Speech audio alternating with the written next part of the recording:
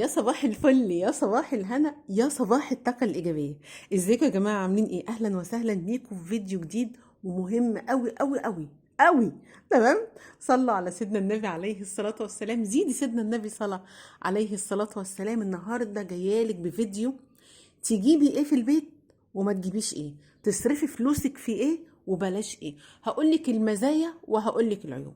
صلوا على سيدنا النبي عليه الصلاة والسلام، زيدوا سيدنا النبي صلى عليه الصلاة والسلام. لسه ما اشتركتيش عندي في القناة؟ قلبك جامد الحقيقة، قلبك جامد يعني. لسه ازاي؟ اشتركي عندي في القناة وفعلي بقى ايه، دوسي على كلمة اشتراك ودوسي على الجرس وفعلي كلمة الكل ولا فعلي يعني الزراير دي كلها دوسي عليها كده واشتركي عندي في القناة. هتلاقي حاجات مفيدة جدا.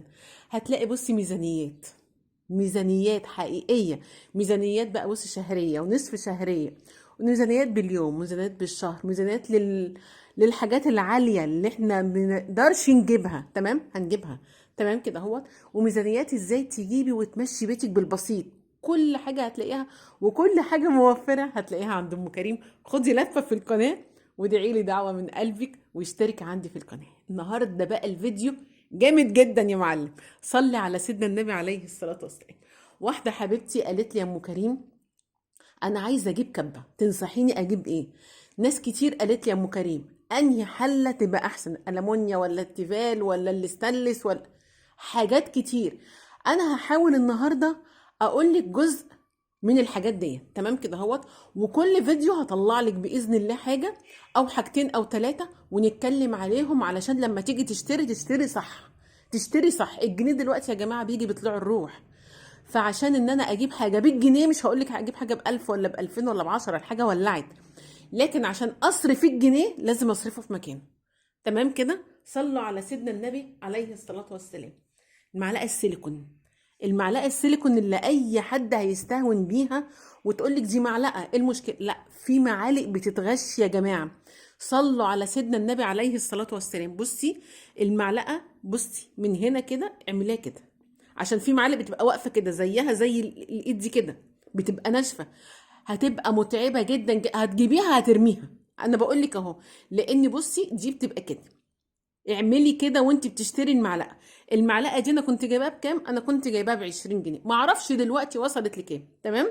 بصي المعلقه دي حلوه في ايه يا ام كريم؟ اولا ما بتعمليش صداع وانا بعمل الاكل، مش طخ طخ طخ كده والله زي ما بكلمك.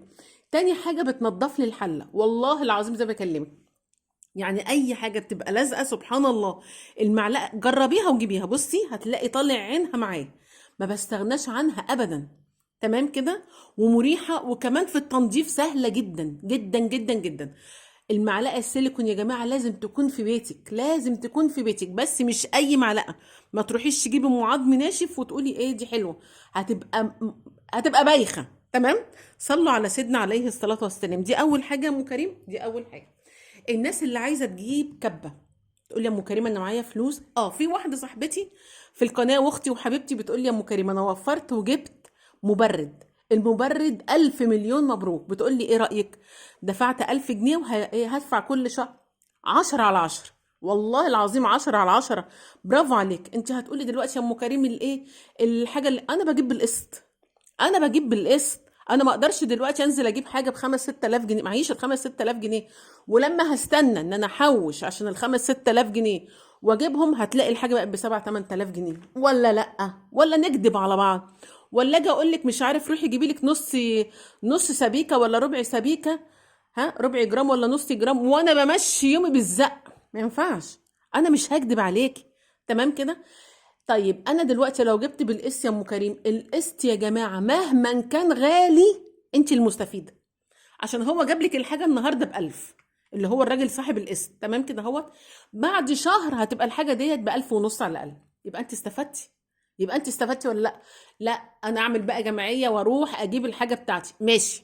انا معاكي في دي برضه. بس لو عملتي جمعيه تقبضيها بالكتير التالت، بالكتير التالت، علشان تروحي تلحقي تجيبي الحاجه. لان الحاجه ده الخضار والفاكهه والرز والمكرونه بيغلوا كل يوم عن يوم. تبقى الادوات الكهربائيه مش تغلى؟ لا طبعا. ديت يا جماعه كبه. تمام كده اهوت. دي كبه سكاني. عايزيني اعمل لكم ريفيو عملي عليها؟ اكتبوا لي في التعليقات. حلو كده. بصي ديت سكان، تمام، سكان. طيب ديت يا ام كريم كام لتر؟ ديت في وش عدوكم 5 لتر، تمام كده. ديت ايه بقى؟ بصي دي 3 سرعات. حلو الكلام، 3 سرعات. ده الموتور، ده الموتور بتاعها، هوريها لك دلوقتي. ديت 3 سرعات. حلو كده. عيبها ايه ومميزاتها ايه؟ انا شايفه ان ما فيهاش بفضل الله ورحمته اللي هو عيب واحد هقول لك عليه، تمام.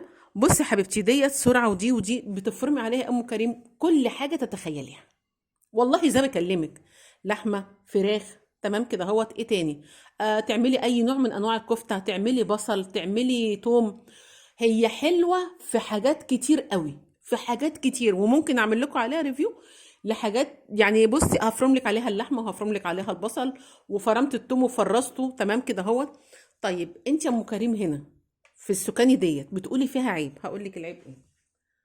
بصي يا قلب اختك، اولا، اولا ديت الحله بتاعتها، تمام كده. الحله اهي، حلو كده.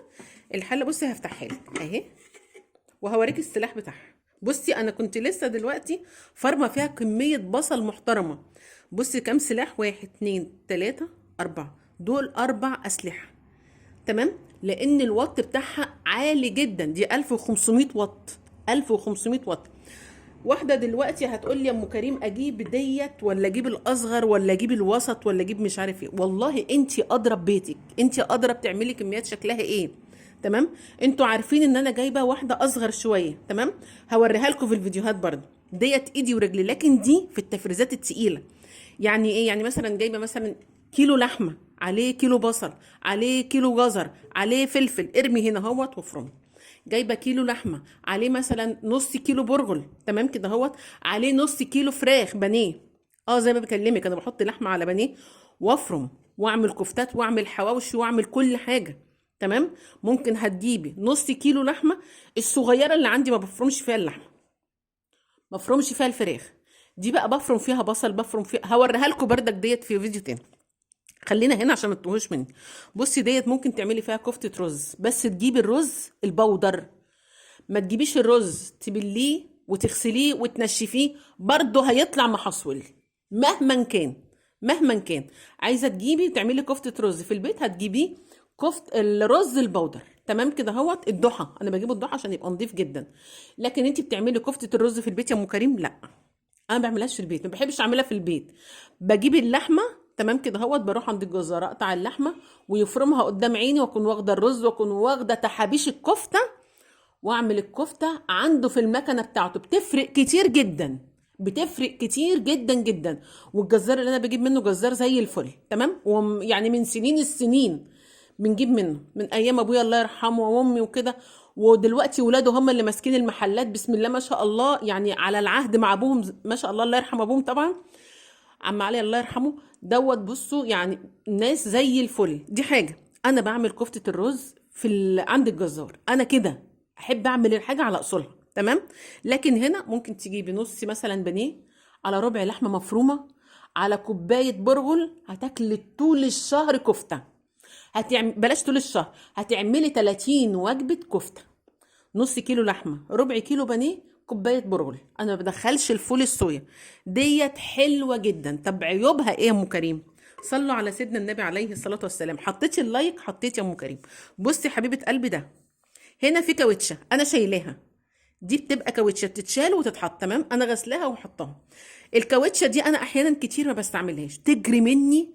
اه والله اذا بكلمك على الرخامه وبجري بيها لانها تقيله وشديده، بسم الله ما شاء الله لا قوه الا بالله.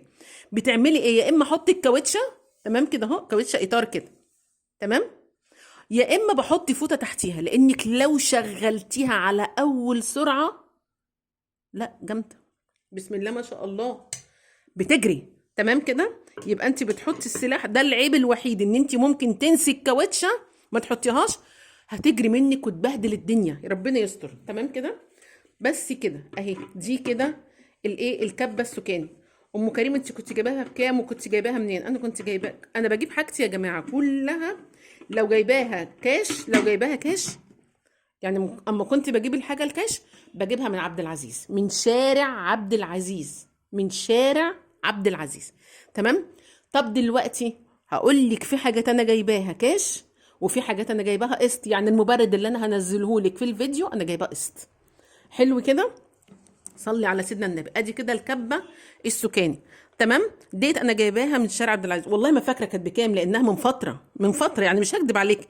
اعملي سيرش على جوجل كده. كبه السكاني ال5 لتر بكام، لان انت عارفه الاسعار. انا لسه بقول لك الحاجه ممكن تجيبيها النهارده بكذا، الشهر الجاي هتجيبيها بكذا تاني. تمام. انا ياما ياما قلت لك القسط جيبي بيه، انت اللي كسبانه. لا ده غالي يا ام كريم. خلاص خليكي في ايه بقى، في انك هتحوشي سنه سنه. في حاجات ممكن احوش فيها. بصي حاجه زي كده، دي مطحنه. حلو كده. انصحك تجيبيها؟ لا. الله. طب ليه يا ام كريم؟ هقول لك ليه. بصي ديت يا جماعه انا كنت جايباها ب 200 جنيه. كنت جايباها ب 200 جنيه. طب ما تنصحنيش اجيبها ليه يا ام كريم؟ طب ما هي شغاله عندي وزي الفل. تمام كده اهو زي ما انتوا شايف. بص انا بقلب الغطا. الحمد لله. حطوا احلى لايك بقى عشان ايه ما اقلبش. ربنا يعدل حالنا يا رب. طيب المطحنه ديت عند اختي اتحرقت، عندنا ما اتحرقتش. احنا جايبينها احنا الاتنين من مكان واحد. حلو كده. ليه؟ اختي لما بتيجي تشغلها بصي خلاص بتشيلش ايدها. انا ما بعملش كده. انا بصي بدوس كده وافصل، ادوس كده وافصل، ادوس كده وافصل. ليه؟ لان دي ما فيهاش وطات. ما انت لازم تاخدي بالك. صلوا على سيدنا النبي عليه الصلاه والسلام. كم سلاح يا ام كريم اهي. تمام. 1 2 3 4 هي مروحه. تمام. دي كده. انا هجيب مطحنه تانية، وقلت لكم انا هجيب مطحنه، ولما هجيبها باذن الله هوريها لكم. طيب ما انت عندك واحده يا ام كريم. انا بحب كده يا جماعه. انا ديت ماشي بعديها كمصروف 200 جنيه. احوش بقى، احوش ان شاء الله لو كل يوم 5 جنيه هيبقى في الشهر كام؟ 150 جنيه. حلو كده. هحط عليهم 50 جنيه زنقه. يعني اول ما اخد بقى المصروف من جوزي اروح حاطه 50 جنيه. ده اللي انا عملته والله. وقلت ايه ساعتها الناس اللي معايا من القناه، قلت ان انا هجيبها كاني ما جبتش. ايوه الناس اللي فاكره اكني ما جبتش التموين، جبتها ساعه التموين. التموين بتاعي بيبقى ب 200 جنيه. بعتبر نفسي ان انا بجيب تموين من بره، وباخد ال 200 جنيه دول اطلعهم اجيب بيهم حاجه لازماني. حلو الكلام. كلام جميل. طيب خلينا هنا كده. ديت يا جماعه لو انتوا هتجيبوها خلي بالك. بصي اهي انا لسه كنت طاحنه فيها. تمام. بصي كده وتقفلي كده وتسيبي ايدك كده وتسيبي ايدك، لان وطاتها مفيش وطات اساسا، دي ب 200 جنيه. لكن دي 1500 واط. تمام. ناس كتير قالت لي يا ام كريم قولي لي نوع حله يكون كويس. اجيب بقى لبنتي التيفال ولا اجيب مش عارف معرفش اسامي كتير كتير كانت بتتكتب، ولا الالومنيوم ولا ايه ولا ايه. انا شخصيا بحب الالومنيوم جدا جدا جدا. من الناس عاشقة الالومنيوم. لكن الحله اللي استانلس لقيتها بصي برقبه مليون الومنيوم بصراحه.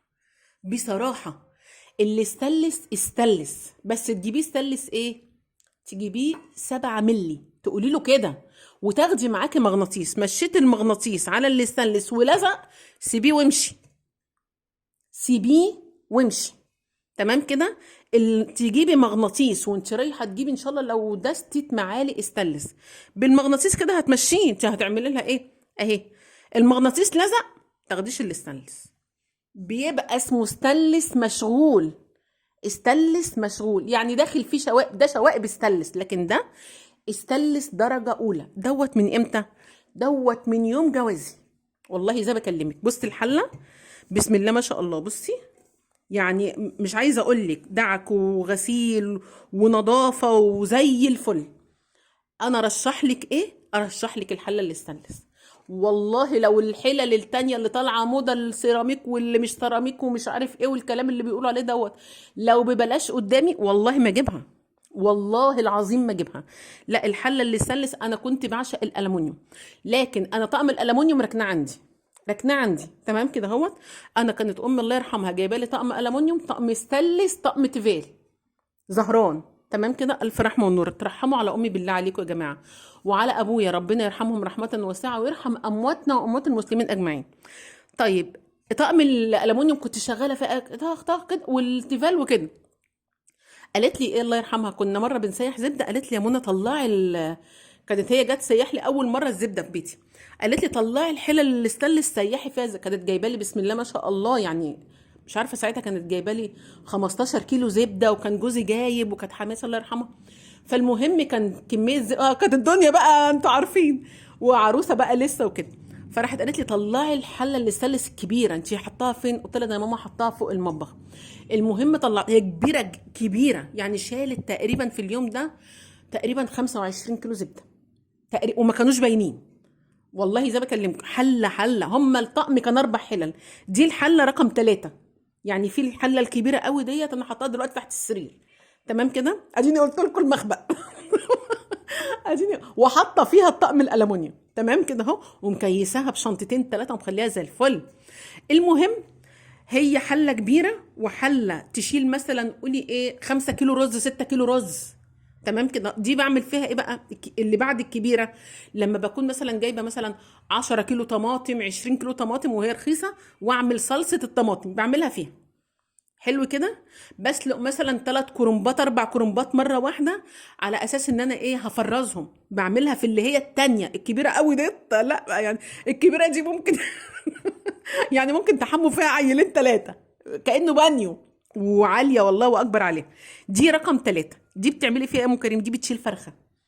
دي لما بكون مثلا ايه جايبه فرخه اسلقها، بتشيل فرخه، بتشيل فرخه بالشوربه بالبصل بالجزر بكله دي. تمام كده. بعمل فيها المحشي، بعمل فيها الرز. تمام كده اهوت. في بقى واحده اصغر، دي رقم 3، في واحده اصغر. تمام. ممكن بقى اعمل فيها الرز برضو، اعمل يعني دي اللي استانلس بعمل في الرز، بسوي في المحشي، بعمل بسلق في المكرونه. تمام كده اهوت. اللي هتقولك اللي استانلس بيشيط الاكل، لا، التخانه عندك انت، بصي التخانه هنا قد ايه، بصي تخانه يعني، بصي لا ما تشيطش فيها حاجه اهي. يعني بصي اهي، انا مطلعه عينها اهي، ولا شيطه ولا حاجه ولا اي حاجه، ما فيش الكلام ده. وبالسلكه بتبقى بتدوي زي الفضه. حاولت ان انا اقول لك الحاجه اللي عندي ايه اللي تجيبيه وايه اللي ما تجيبيهوش. تمام كده اهوت. ولو جبتيه تجيبيه تتعاملي معاه ازاي. عايزه تجيبي طقم حلل، جيبي الستانلس غالي دلوقتي يا ام كريم.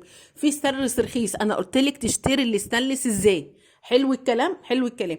الستانلس الغالي لو هتنزلي عند سنتر شاهين، تمام كده اهوت، او مثلا اسواق الشريف، انا بقول لك اسامي كبيره، تمام، او جراب الحاوي، او في حتت كتير حتت كتير، دلوقتي بيبيعوا اي طقم بالقطعه. اي طقم، حتى الطاسات، حتى الصواني، تمام كده، بيبيعوها بالقطعه، لان خلاص ظروف الناس بقت صعبه شويتين 3 4 10. فدلوقتي ممكن هتجيبي الطقم حله حله، هتجيبي الطاسات، طقم الطاسات مثلا، طاسه. عايزيني اوريكم حاجه اكتر من كده؟ اكتبوا لي في التعليقات. بحبكم في الله، وبحبكم في الله. والكبه السكاني ديت بجد جيبيها وانتي قلبك مطمن تماما تماما. وعلى بصي يعني بجد هقول لك الف مليون مبروك، واللي جابت المبرد مليون مبروك يا حبيبتي، تعيشي وتجيبي يا رب. ولو عايزيني اعمل لكم ريفيو عن المبرد بتاعي، اكتبوا لي بردك في التعليقات. تمام. صلوا على سيدنا النبي عليه الصلاة والسلام. دوسي احلى لايك لأم كريم، وادعي لي دعوة من قلبك ربنا يشفيني. بحبك جدا جدا في الله. مع السلامة. السلام.